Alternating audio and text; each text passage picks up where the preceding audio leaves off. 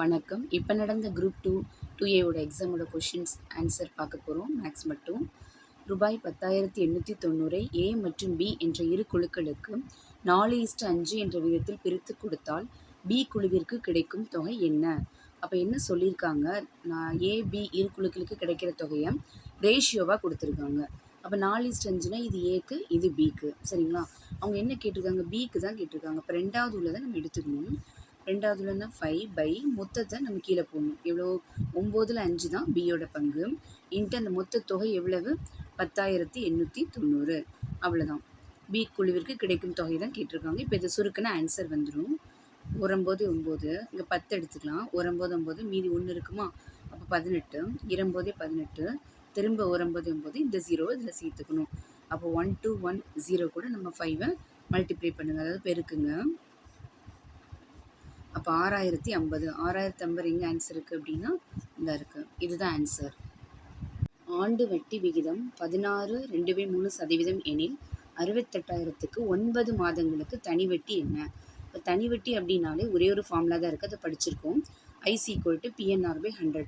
Been என்னது? அசல். அது வந்து என்ன கொடுத்துருக்காங்க அப்படின்னா 68,000 பெருக்கல் என் அப்படிங்கிறது காலம், ஆண்டாக தான் கொடுத்துருப்பாங்க. ஆனால் இங்கே 9 மாதங்களுக்கு அப்படின்னு கொடுத்துருக்காங்க. அப்போ அதை வருஷமாக மாற்றும் போது 12ஆல் நம்ம வகுக்கணும். சரிங்களா? 9 மாதம் 12ஆல் வகுக்கணும். அப்போ அது ஆண்டாக மாறிடும்.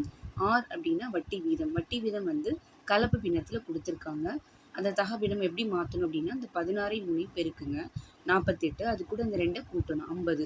50 இந்த 3 போடணும். அப்போ 50/3 இதெல்லாம் பிரதிட்டாச்சா பை 100.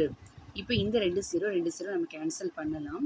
1 3 3, 3 9, திரும்ப 1 3 3, 4 3 12. இந்த 4ஐயும் இந்த 680 அடிவிடுங்க.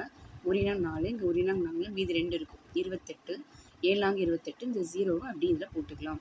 இந்த 2 0 வந்து கேன்சல் ஆயிருக்கு, அந்த இன்னொரு 0 இங்கே போட்டுக்கலாம். இப்போ இங்கே 17, இங்கே ஒரு 5, அதை பெருக்கிட்டு 2 0 சேர்த்துக்கோங்க. மற்றது எல்லாமே கேன்சல் ஆயிடுச்சு. அப்போது 17 5ஐயும் பெருக்குங்க. 35, எத்தனை? ஒரு 85. அப்போது ரூபாய் 85 போட்டு இங்கே ஒரு 0, இங்கே ஒரு 0, அந்த ரெண்டையுமே நம்ம சேர்த்துக்கலாம். ஸோ 8,500 தான் தனி வட்டி. அப்போது 8,000 ஆன்சர் எங்கே இருக்குன்னு ஆன்சர் பி. 66 சதுர சென்டிமீட்டர் வளைவரைப்புடைய ஒரு நேர்வட்ட உருளையின் உயரம் 7 சென்டிமீட்டர் எனில் உருளையின் விட்டம் காண்க. இப்போ விட்டம் அப்படின்னா நம்ம என்ன சொல்லுவோம்? டின்னு சொல்லுவோம். நம்ம விட்டத்தை ரேடியஸை வச்சு, ஆரத்தை வச்சு ஃபார்முலா தெரியும் எல்லாத்துக்குமே. ஆரத்தை 2ஆல் பெருக்குனா விட்டம் அப்படிங்கிறது தெரியும். இதை யூஸ் பண்ண போகிறோம். இப்போ ஆன்சர் கொடுத்துருக்காங்க, வலைபரப்பு கொடுத்துருக்காங்க. எதோட வலைபரப்பு நமக்கு கொடுத்துருக்காங்க? உருளையின் வலைபரப்பு கொடுத்துருக்காங்க. அப்போ உருளையின் வலைபரப்பு அப்படின்னா அதோட ஃபார்முலாவை எழுதிக்கோங்க. உருளையின் வலைபரப்பு ஃபஸ்ட்டு கொடுத்துருக்கதை எழுதிட்டு இதோட ஃபார்முலா என்ன வரும்? 2πr/h. இந்த ஆன்சர் தான் 66 அப்படின்னு கொடுத்துருக்காங்க.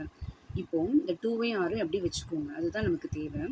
அப்போது 2 × 22/7 பையோட மதிப்பு இன்ட்டு ஆர் இன்ட்டு ஹச் அப்படின்னா உயரம். உயரம் எத்தனை சென்டிமீட்டர்? 7 centimetre equal to 66. இந்த 7 7 எல்லாரும் கேன்சல் ஆயிரும். இந்த 2r இங்கே வச்சுக்கோங்க. ஏன்னா அப்படின்னா நமக்கு விட்டம் தான் கேட்டிருக்காங்க. இந்த 22 மட்டும் அந்த சைடு கொண்டு போவோம். 66/22. 11 வைப்பண்ண அடி கொடுக்கலாமா? 2 11 22, 6 11 66. அப்புறம் 1 2 2, 2 6. அப்போ 2r ஈக்குவல் டு 3. ஆர் கண்டுபிடிச்சிடக்கூடாது, நமக்கு விட்டம் தான் கேட்டிருக்காங்க. அப்போ 2r அப்படின்னா 3 சென்டிமீட்டர். இது ஆன்சர்.